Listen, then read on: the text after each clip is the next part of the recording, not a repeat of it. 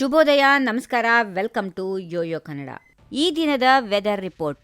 ತಮಿಳುನಾಡಿಗೆ ಅಪ್ಪಳಿಸಿರುವ ದಿತ್ವಾ ಚಂಡಮಾರುತದಿಂದಾಗಿ ಕರ್ನಾಟಕದ ಹಲವು ಜಿಲ್ಲೆಗಳಿಗೆ ಕಳೆದ 4 ದಿನಗಳಿಂದ ಭಾರೀ ಮಳೆ ಹಾಗೂ ಚಳಿಯ ವಾತಾವರಣ ಇದೆ. ಕರಾವಳಿ ಕರ್ನಾಟಕದಾದ್ಯಂತ ಈಶಾನ್ಯ ಮಾನ್ಸೂನ್ ಸಾಮಾನ್ಯವಾಗಿದ್ದು, ಒಳನಾಡಿನ ಕರ್ನಾಟಕದಲ್ಲಿ ದುರ್ಬಲವಾಗಿದೆ. ಕರಾವಳಿ ಕರ್ನಾಟಕ ಮತ್ತು ದಕ್ಷಿಣ ಒಳನಾಡಿನ ಕರ್ನಾಟಕದಲ್ಲಿ ಮಳೆಯಾಗಿದ್ದು, ಉತ್ತರ ಒಳನಾಡಿನಲ್ಲಿ ಒಣ ಹವೆ ಮುಂದುವರೆದಿದೆ. ಡಿಸೆಂಬರ್ 5ರವರೆಗೆ ರಾಜ್ಯದ ಹಲವು ಜಿಲ್ಲೆಗಳಲ್ಲಿ ಭಾರೀ ಮಳೆಯಾಗುವ ಸಾಧ್ಯತೆಗಳು ಇವೆ ಎಂದು ಹವಾಮಾನ ಇಲಾಖೆ ಮುನ್ಸೂಚನೆಯಲ್ಲಿ ತಿಳಿಸಿದೆ. ಬೆಂಗಳೂರು ಮತ್ತು ಸುತ್ತಮುತ್ತಲಿನ ಪ್ರದೇಶಗಳಲ್ಲಿ ಮುಂದಿನ 24 ಗಂಟೆಗಳವರೆಗೆ ಸಾಮಾನ್ಯವಾಗಿ ಮೋಡ ಕವಿದ ವಾತಾವರಣ ಮುಂದುವರಿಯಲಿದ್ದು, ಹಗುರದಿಂದ ಮಧ್ಯಮ ಮಳೆ ಅಥವಾ ಗುಡುಗು ಸಹಿತ ಮಳೆಯಾಗುವ ಸಾಧ್ಯತೆಗಳು ಇವೆ ಎಂದು ತಿಳಿಸಲಾಗಿದೆ. ಕರಾವಳಿ ಮತ್ತು ದಕ್ಷಿಣ ಒಳನಾಡು ಜಿಲ್ಲೆಗಳಲ್ಲಿ ಇಂದು ಗುಡುಗು ಸಹಿತ ಮಳೆಯಾಗುವ ಸಾಧ್ಯತೆಗಳಿವೆ. ಇದರ ಹಿನ್ನೆಲೆಯಲ್ಲಿ ಹವಾಮಾನ ಇಲಾಖೆ ಯೆಲ್ಲೋ ಅಲರ್ಟ್ ಘೋಷಣೆ ಮಾಡಿದೆ.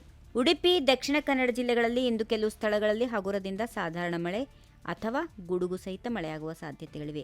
ದಕ್ಷಿಣ ಒಳನಾಡಿನ ಚಿಕ್ಕಬಳ್ಳಾಪುರ, ಕೋಲಾರ, ಬೆಂಗಳೂರು ಗ್ರಾಮಾಂತರ, ಬೆಂಗಳೂರು ನಗರ, ರಾಮನಗರ, ಚಾಮರಾಜನಗರ, ತುಮಕೂರು ಜಿಲ್ಲೆಗಳಲ್ಲಿ ಕೆಲವು ಕಡೆ ಹಗುರದಿಂದ ಸಾಧಾರಣ ಮಳೆ ಅಥವಾ ಗುಡುಗು ಸಹಿತ ಮಳೆಯಾಗುವ ಸಾಧ್ಯತೆಗಳು ಇರುತ್ತವೆ.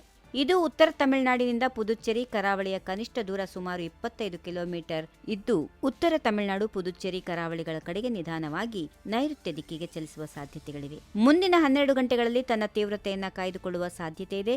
ನಂತರ ಕರಾವಳಿಯ ಕಡೆಗೆ ಚಲಿಸುವಾಗ ಮುಂದಿನ 12 ಗಂಟೆಗಳಲ್ಲಿ ಅದು ದುರ್ಬಲಗೊಂಡು ಉತ್ತಮ ಒತ್ತಡದ ಪ್ರದೇಶವಾಗಿ ಬದಲಾಗುವ ಸಾಧ್ಯತೆಗಳು ಇವೆ ಎಂದು ಹೇಳಿದೆ.